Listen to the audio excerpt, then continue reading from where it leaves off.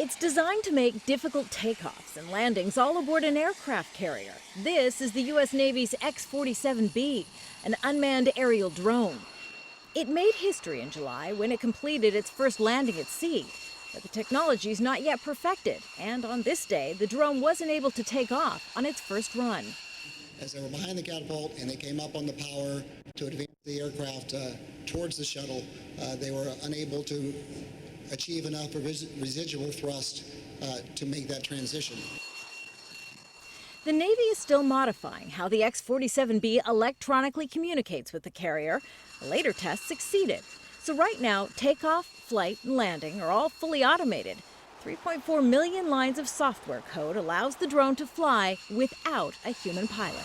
The U.S. Navy insists this particular aircraft will never be able to kill anybody. That's because after testing, it'll be retired to museums.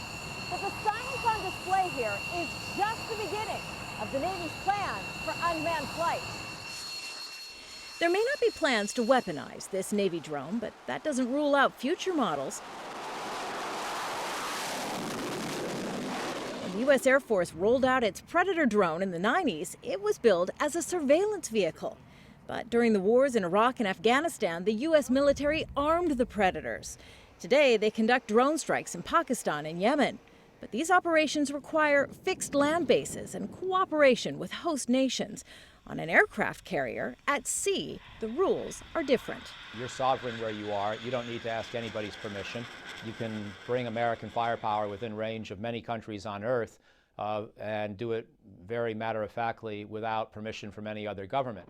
It's one reason the U.S. Navy is determined to perfect its drone technology. It's cheaper, risks fewer American military lives, and allows the U.S. Navy to operate with more autonomy.